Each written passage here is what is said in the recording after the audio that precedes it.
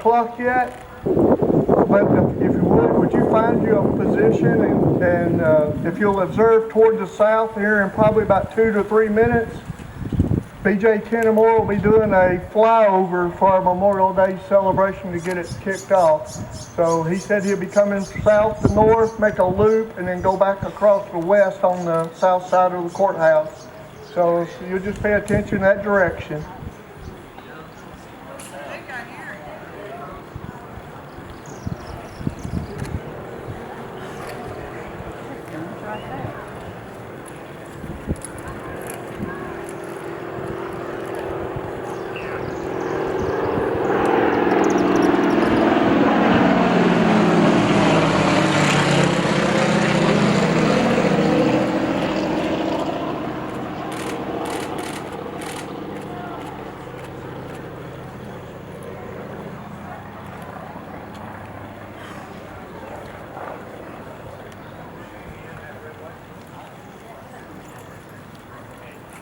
That's south.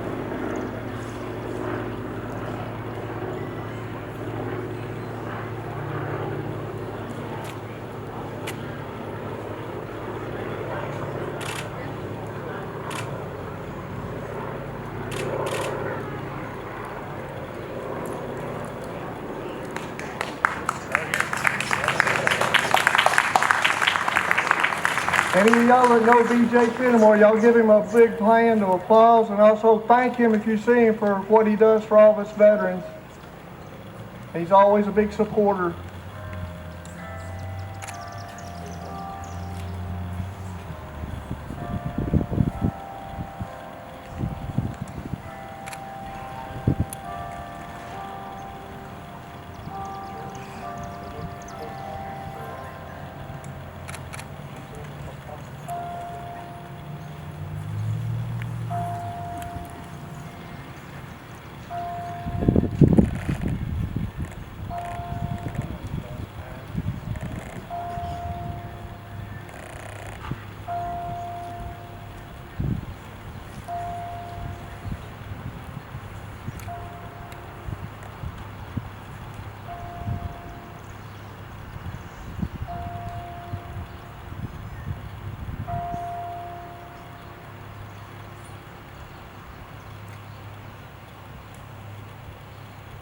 Good morning, ladies and gentlemen.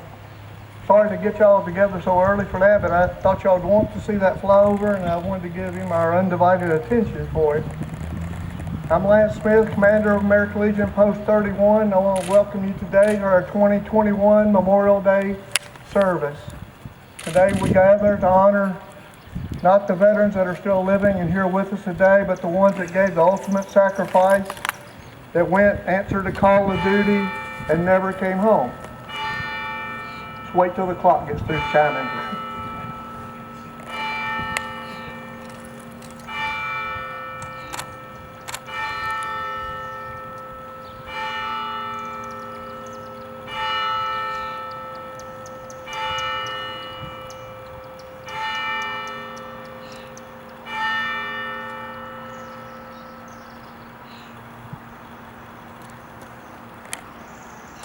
At this time, would y'all please stand for the posting of the colors, which will be followed with the singing of the national anthem by Miss Hannah Serrell, and then that will be followed up by the Pledge of Allegiance.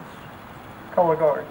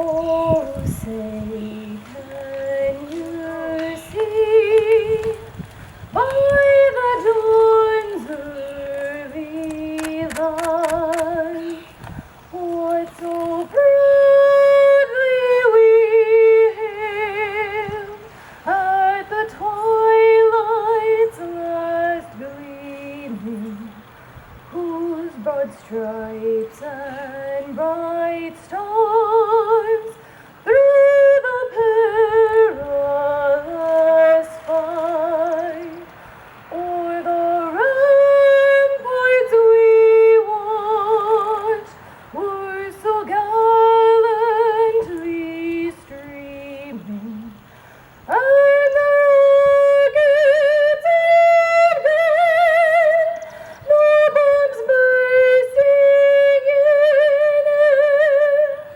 gave proof through the night that our flag was standing. Oh, say does that star-spangled banner yet wave o'er the land of our fathers and the home of the brave?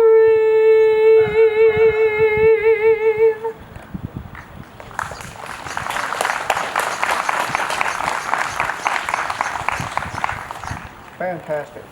Would you join me in Pledge of Allegiance to the United States flag? I pledge allegiance to the flag of the United States of America and to the republic for which it stands, one nation, under God, indivisible, with liberty and justice for all. Thank you. You may be seated.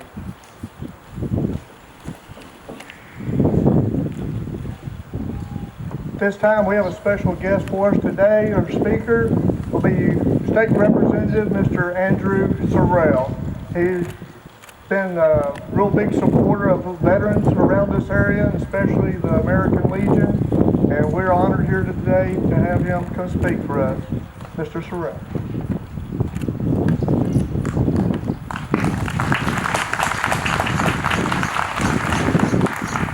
Well, I don't know what the rest of y'all think. I think we could just dispense with the speeches and just let my wife sing some more. But that was really beautiful, Hannah. I enjoyed that. Don't normally type up my speeches. That's very rare for me. But I told my wife, when your speech is an hour long, you got to have it on paper. No, that's a joke. I won't be going that long. But seriously, the invitation to speak here today, it hit me with some weight and some gravity. See, if I had been asked to get up and give a legislative update, I could do that off the cuff. I wouldn't need any preparation for that.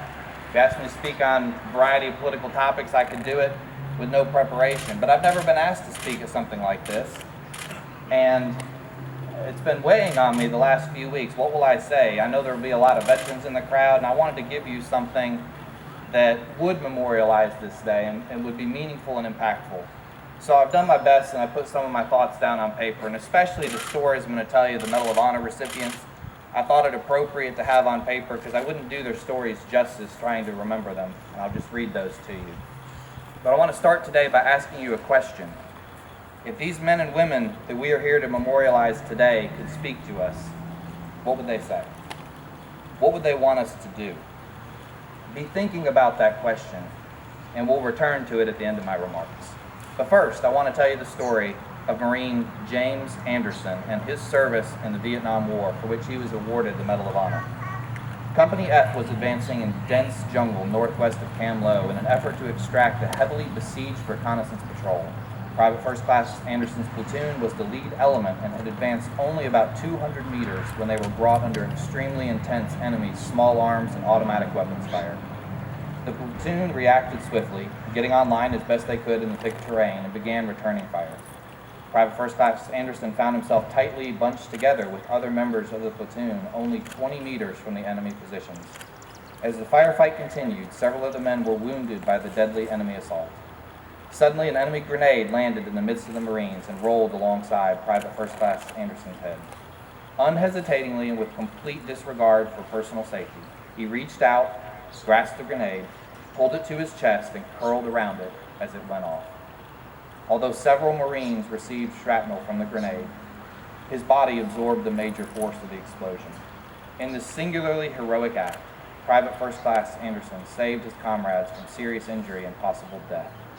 His personal heroism, extraordinary valor, and inspirational supreme self-sacrifice reflected great credit upon himself and the Marine Corps.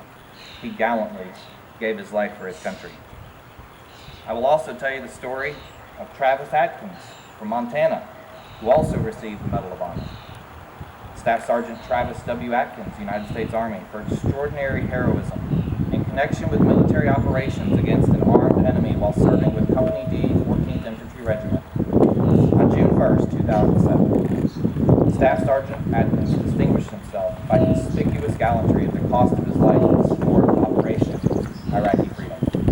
While conducting route security in the town of Abu Sar, Iraq, Staff Sergeant Atkins apprehended and began to search a group of suspected insurgents. However, one insurgent resisted and engaged Staff Sergeant Atkins in hand-to-hand combat. As Staff Sergeant Atkins attempted to subdue the man, he realized the insurgent was attempting to trigger a suicide vest, which he wore under his clothing. Despite Staff Sergeant Atkins' efforts, the insurgent finally succeeded in reaching his vest. Staff Sergeant Atkins selflessly tackled the suicide bomber in a bear hug, pinned him to the ground, and shielded his soldiers from the imminent explosion. In this critical and selfless act of valor, he was mortally wounded. Staff Sergeant Atkins saved the lives of 3 other soldiers who were with him and gallantly gave his life for his country. Staff Sergeant Atkins' undaunted courage, warrior spirit, and steadfast devotion to duty reflected great credit on himself, the 2nd Brigade's combat team, and the United States Army. Stories like these are why we are gathered here today, but not only stories like these, because these men deservedly received the Medal of Honor, but how many more have died in service to our country and are not posthumously received an award? We remember those today as well. I believe that everybody was born. Let's not forget those who died in service to our country from wounds or accidents not sustained during combat.